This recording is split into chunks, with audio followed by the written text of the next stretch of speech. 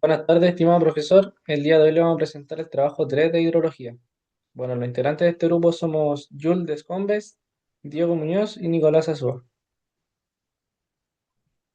Bueno, en este trabajo analizamos el comportamiento hidráulico de un acuífero confinado. Esto lo hicimos a partir de los datos entregados. Para esto calculamos la transmisividad del acuífero, el radio de influencia generado por el bombeo, el abatamiento producido en el pozo y la posible interferencia entre dos pozos cercanos.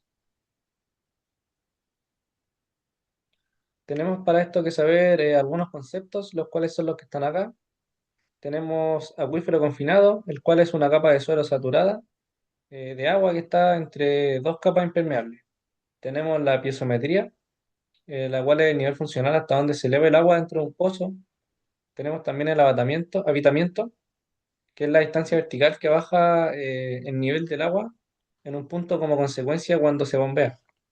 Tenemos la conductividad, que es la capa que tiene un suelo para permitir el paso del agua a través de los poros. Tenemos el espesor de estrato, que es la altura o grosor vertical de una capa específica del suelo.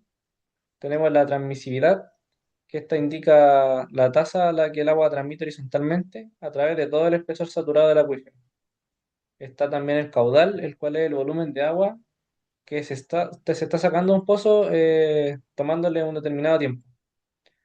Y está el radio de influencia, que es la distancia horizontal máxima desde el centro del pozo hasta donde el bombeo genera un descenso en el nivel del agua. Como información del acuífero tenemos los datos de estrato, de espesor y de condición hidráulica.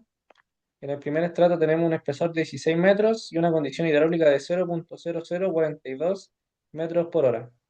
En el segundo estrato tenemos 27 metros y tenemos un 0.0321 metros por hora de condición hidráulica. Y en el tercer estrato tenemos 32 metros y 0.046 metros partido en hora. Y como un espesor total tenemos de 75 metros. Bueno, hablando sobre la transmisividad, tenemos el estrato 1, que en este caso tenemos que multiplicar el 16 por el 0,0042.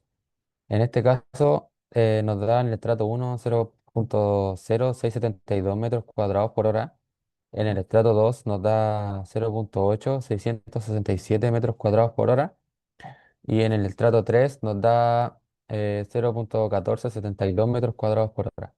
Y esto con un promedio entre los tres estratos nos estaría dando 1,0811 metros cuadrados por hora. Después tenemos un cálculo de pozo, donde tenemos el pozo a construir, que nuestros datos son nuestro caudal, el radio del pozo, la distancia a su piezómetro y la altura en su piezómetro. Y también tenemos otro dato conocido que es el pozo del vecino, donde tenemos el caudal máximo, la distancia a su piezómetro y la altura en su piezómetro. Y con esto tenemos una distancia entre los dos pozos de 117 metros.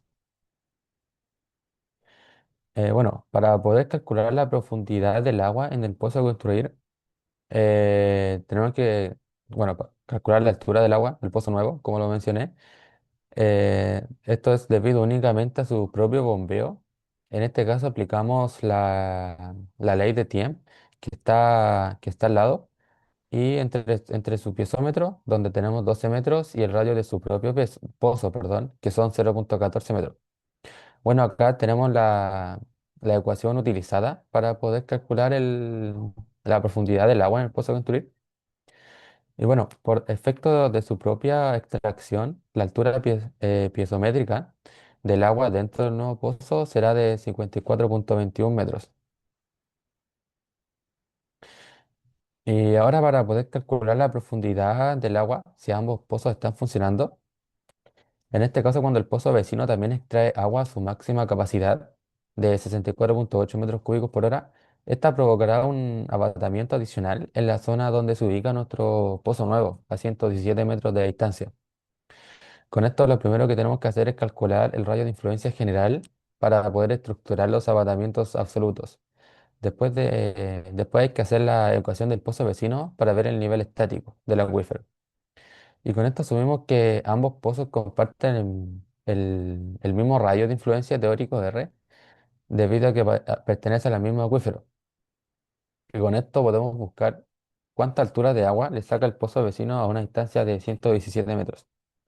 Acá se pueden ver la fórmula que utilizamos y el proceso para poder llegar al valor H. En este caso tenemos el abatimiento propio, que en este caso tenemos que el 66,03 menos los 54,21 que calculamos anteriormente, nos estaría dando el valor de 11,82 metros. Después calculamos el abatamiento causado por el vecino a 117 metros, que nos estaría dando un total de 3,78 metros.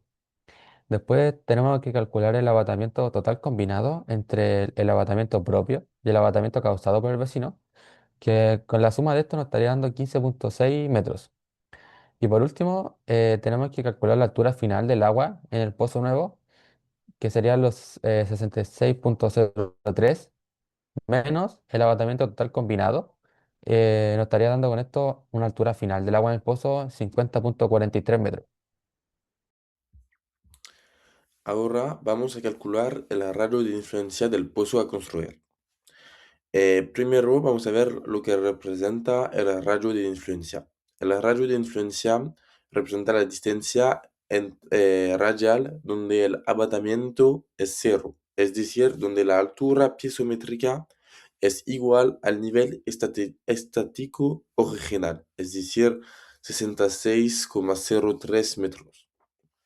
Para hacer eso, usamos la ecuación de Chem para el pozo nuevo, relacionado el nivel de su piezómetro.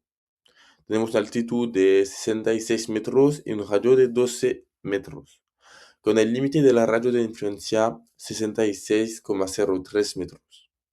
Gracias a esta fórmula, que ahora conocemos bien, podemos buscar el radio de influencia del nuevo pozo, que es 12,136 metros.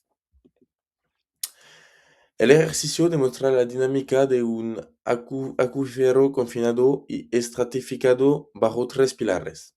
Primero, la caracterización del medio evidencia que las propiedades hidráulicas varían por capas, influyendo directamente en la transmisividad total. Segundo, la ecuación de Thiem permite modelar el cono de depresión del nuevo pozo bajo bombeo exclusivo, reflejando la pérdida de energía por fricción. Finalmente, el principio de superposición comprueba el impacto crítico de la interferencia al activar el peso vecino. Debido a la cercanía, los conos de depresión se intersectan y la captación colidante absorbe energía del entorno, provocando un descanso adicional en el nivel del agua. Esto resalta la necesidad de evaluar siempre el impacto recíproco para evitar la sobreexplotación. Gracias a todos para su intención.